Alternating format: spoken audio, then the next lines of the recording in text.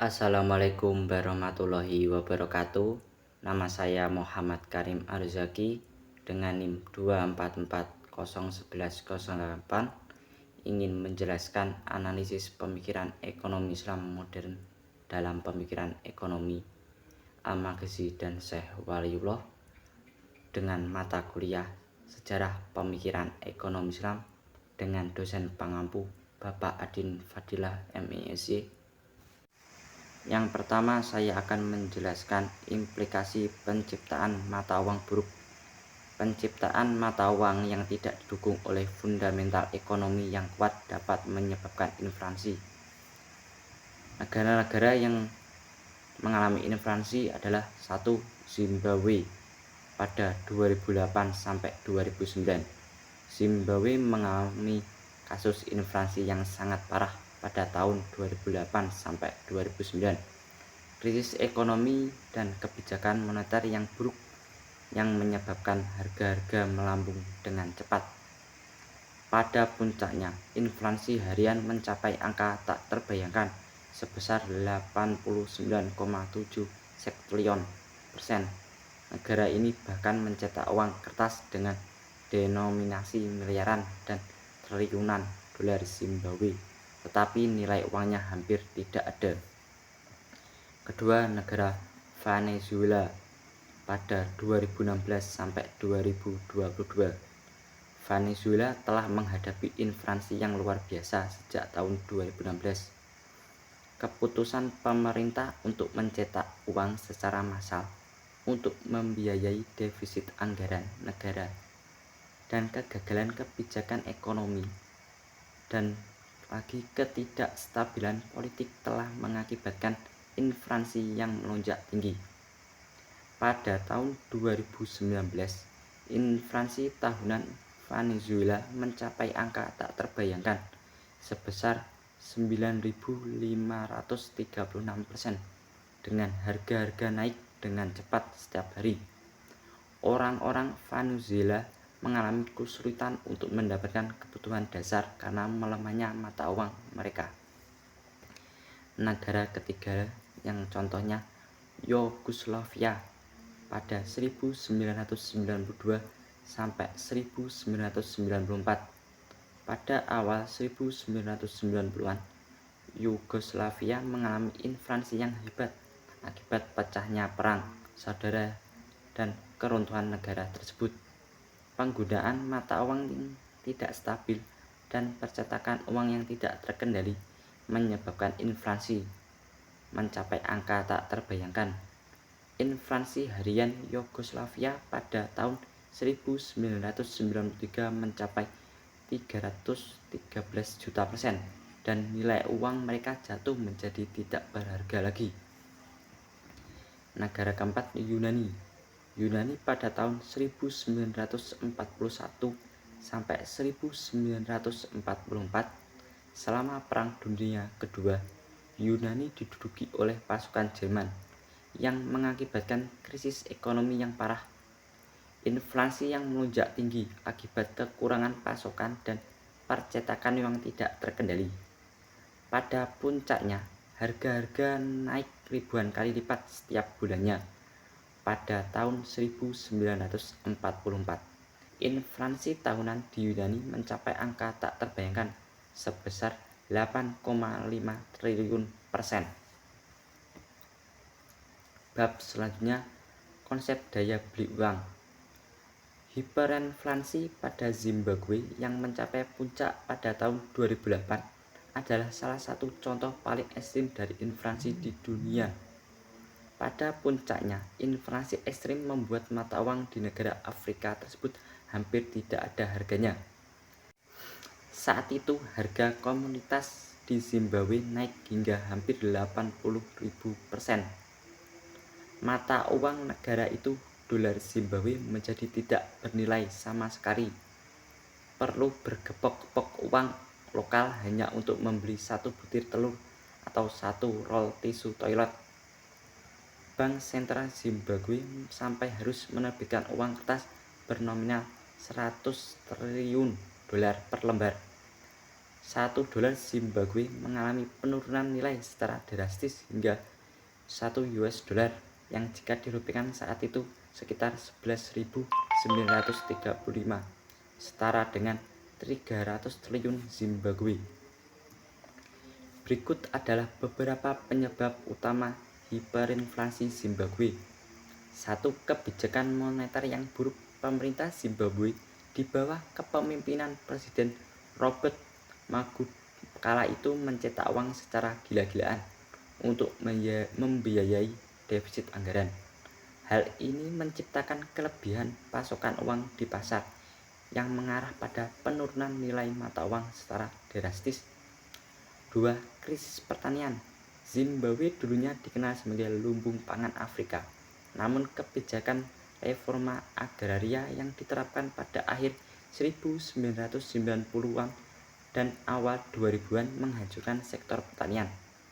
Pemerintah kala itu menyita lahan milik petani kulit putih tanpa kompensasi untuk dialihkan ke petani lokal.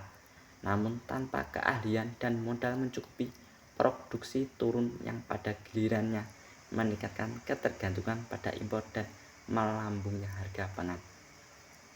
3. Kondisi ekonomi global. Fluktuasi harga komoditas di pasar global juga berdampak pada ekonomi Zimbabwe. Ketika harga komoditas seperti tembaga dan emas turun, pendapatan negara dari ekspor berkurang. Hal ini memaksa pemerintah mencetak lebih banyak uang untuk menutupi kekurangan anggaran. 4. Korupsi dan ketidakstabilan politik. Korupsi yang meluas di pemerintahan dan ketidakstabilan politik menyebabkan hilangnya kepercayaan dari investor dan masyarakat. Ketidakpastian membuat banyak orang menarik investasi mereka, memperburuk situasi ekonomi tersebut. Sanksi internasional. Zimbabwe menghadapi berbagai sanksi internasional sebagai respon terhadap pelanggaran hak asasi manusia dan pemilihan yang dianggap tidak adil. Sanksi ini mengurangi akses negara terhadap bantuan dan investasi asing yang semakin memburuk kondisi perekonomian. 6. Permintaan meningkat untuk barang dan jasa. Ketika inflasi mulai meningkat, konsumen mulai berusaha membeli barang dan jasa sebelum harga naik lebih lanjut. Permintaan yang meningkat ini tanpa peningkatan yang sebanding dalam pasokan menyebabkan harga terus melambung tinggi. Masyarakat enggan menggunakan mata uang lokal ketika nilai dolar Zimbabwe jatuh. Banyak orang mulai bertransaksi dalam mata uang asing seperti dolar AS atau rand Afrika Selatan. Hal ini semakin memperlemah mata uang lokal dan memperburuk inflasi. Kombinasi dan faktor-faktor internal dan eksternal yang kompleks tersebut diikuti kebijakan moneter yang tidak bijaksana, krisis pertanian, dan ketidakstabilan politik membuat Zimbabwe mengalami salah satu krisis ekonomi paling parah di era modern. Kini Zimbabwe tidak lagi mencetak dan diakui sebagai mata uang resmi. Kini Zimbabwe sebagai gantinya menggunakan mata uang baru yang disokong dengan emas disebut Zimbabwe Gold atau kerap disingkat ZiG. Bab selanjutnya adalah bencana alam dapat menyebabkan inflasi di suatu daerah akibat gangguan pasokan barang dan jasa. Berikut adalah 4 inflasi pemicu oleh bencana alam yang ada di negara kita, negara Indonesia. 1. Gempa bumi dan tsunami di Palu. Setelah gempa bumi tsunami melanda Palu pada September 2018, kota tersebut mengalami inflasi tinggi sebesar 2,27%. Pada Oktober 2018, kenaikan harga terutama terjadi pada komoditas makanan, jadi tarif angkutan udara, ikan, dan semen akibat gangguan pasokan distribusi pasca bencana. 2. Banjir di Jakarta. Banjir melanda Jakarta pada tahun 2020 menyebabkan gangguan pasokan bahan makanan, terutama sayuran dan buah-buahan. Kenaikan harga bahan makanan menyumbang sekitar 75% dari inflasi Desember 2019 yang tercatat 1,10%. Banjir di Sumatera Barat. Bencana banjir yang melanda Sumatera Barat pada Maret dan Mei 2024 menyebabkan kerusakan pada lahan pertanian, termasuk cabai merah. Akibatnya harga cabai merah mengalami kenaikan signifikan, berkontribusi terhadap inflasi provinsi tersebut. 4. Gempa bumi di Sulawesi Barat. Gempa bumi yang terjadi di Sulawesi Barat menyebabkan inflasi dan menuju 1,43% pada Januari 2021. Inflasinya, kenaikan harga terutama terjadi pada komoditas ikan dan cabai rawit akibat gangguan pasokan pasca bencana. Kejadian-kejadian tersebut menunjukkan bagaimana bencana alam dapat mengganggu pasokan barang dan jasa, menyebabkan kenaikan harga dan berkontribusi terhadap inflasi daerah yang terdampak. Inflasi karena kesalahan manusia pada masa kini seperti berikut. 1. Seorang yang ingin menjadi anggota penegak hukum yang ingin menjadi anggota, tetapi ia tidak mempunyai kecakapan dalam bidang tersebut akan tetap masuk karena sudah melakukan suap. Tetapi pada anggota yang tidak cakap akan membuat hal yang merugikan seperti pembuatan surat yang tidak berbayar dirubah menjadi berbayar dan harga yang dipatok sangat memberatkan masyarakat. Hal ini bertujuan agar pejabat yang masuk dalam anggota penegak hukum tidak merugi dalam masuknya. Kedua, benih jagung di saat banyak petani yang membutuhkan waktu penanaman jagung, tetapi produsen menghentikan distribusinya agar harga benih jagung mahal dan diikuti harga jagung di pasaran mulai mengikuti mahal karena kelangkaan disebabkan benih yang sedikit didistribusikan.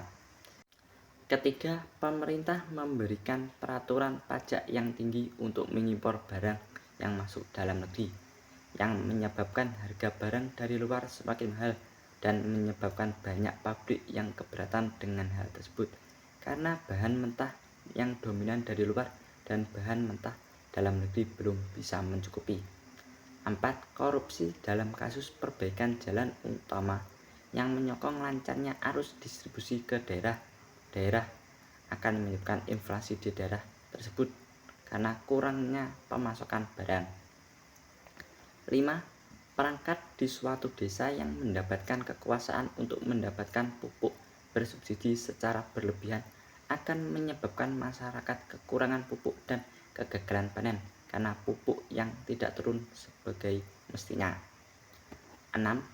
Program pemerintah beras bulog sudah melaksanakan, tetapi kurangnya pengawasan membuat target beras bulog tidak tepat sasaran. Lamanya proses pengiriman membuat beras bulog beberapa rusak. Selanjutnya saya akan menjelaskan pembagian faktor ekonomi bersifat alamiah pada masa kini. Seperti contohnya, orang yang menjadi takmir masjid yang biasanya orang yang lebih tua atau orang yang lebih paham suatu masjid tersebut akan memanfaatkan fasilitas di tempat itu, tetapi lama-kelamaan orang itu akan tidak menjalankan kewajibannya dan tidak bisa mengembangkan ide-ide lain untuk memanfaatkan tempat tersebut. Akan digantikan orang lain yang lebih mudah dan lebih kreatif untuk memanfaatkan tempat tersebut seperti tempat belajar mengaji. Contoh selanjutnya, seperti ketua RT dalam tradisi biasanya dicarikan orang yang lebih tahu daerah tersebut atau tetua sehingga orang tersebut mencerminkan orang yang lebih dahulu datang ke daerah tersebut. Tetapi lama-kelamaan ketua RT akan tidak bisa mengikuti zaman sehingga harus digantikan dengan orang yang lebih muda dan lebih kreatif agar lingkungan lebih maju, seperti diadakan anggota muda aktif dalam kegiatan yang bertujuan untuk kepentingan umum. Selanjutnya, contohnya mengusulkan ketua untuk mengordinir air sungai agar adil, yang biasanya orang-orang akan saling menjatuhkan karena tidak mendapat air. Apabila ada ketua, akan ada menangani dan ada yang mengawasi agar air itu rata ke semua tanah yang membutuhkan air tersebut. Selanjutnya, saya akan menjelaskan penurunan pertumbuhan ekonomi dalam masa kini disebabkan salah satunya pemerintah memberikan peraturan pajak yang tinggi untuk mengimpor barang yang masuk dalam negeri, yang menyebabkan harga barang dari luar semakin mahal dan menyebabkan banyak pabrik yang keberatan dalam hal tersebut karena bahan mentah yang dominan dari luar dan bahan mentah dalam negeri belum bisa mencukupi.